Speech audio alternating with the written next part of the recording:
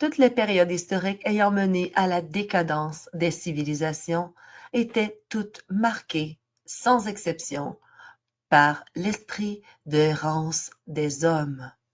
Aujourd'hui, nous devons faire en sorte que cet esprit se traduise par une société mondiale du loisir, sous toutes ses formes.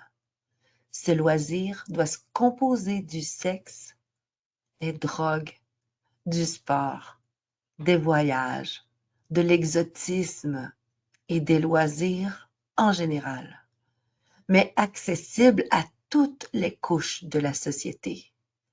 Sex, drug and rock and roll for everyone. Excusez mon anglais.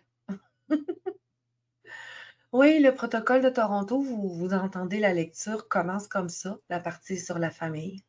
Puis c'est fou comment je trouve que ça l'exprime bien, la décadence qu'on voit autour de nous, qui s'est emparée de nos jeunes, de notre jeunesse. Et je trouvais que ça marquait bien le texte, cette décadence. Non, mais ils l'ont tué, les Américains. L'homme doit arriver à croire qu'il est moderne et que sa modernité est composée de sa capacité et de sa possibilité de pouvoir jouir largement et maintenant de tout ce qui l'entoure.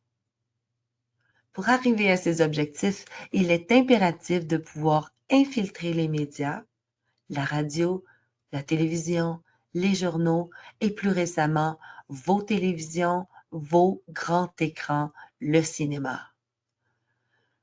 Les milieux de la mode et de la culture, les milieux de la nouvelle musique, par lesquels nous influencerons à coup sûr toutes les couches de la société occidentale.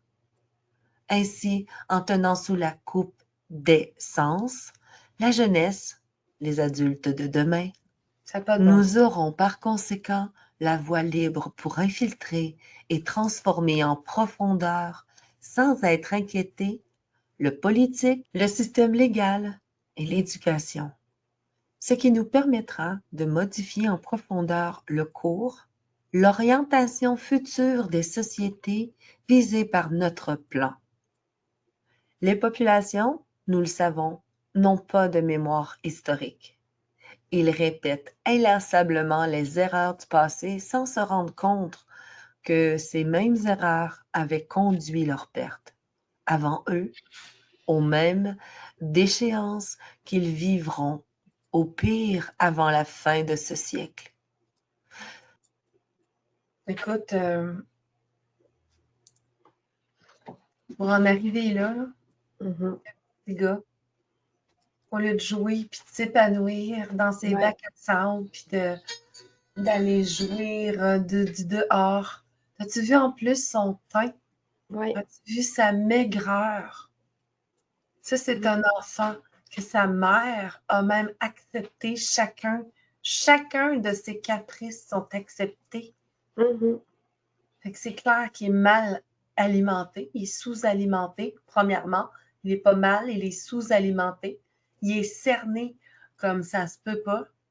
Mais sa mère, la bonne mère qu'elle est, tellement, là, c'est vraiment un portrait. Qu'est-ce qu'ils ont pu faire? Puis, on va l'entendre, comment est-ce qu'ils en sont arrivés à justement que les parents deviennent aussi laxistes avec leurs enfants. Oui, c'est une image vaut 1000 mots. Je continue une vidéo, même si c'est difficile. Voyez par exemple ce que leurs grands-pères ont vécu au début du siècle grâce au travail acharné de nos prédécesseurs. Après avoir connu sans limite la libération des mœurs, l'abolition de la morale, en d'autres mots, l'errance de l'esprit.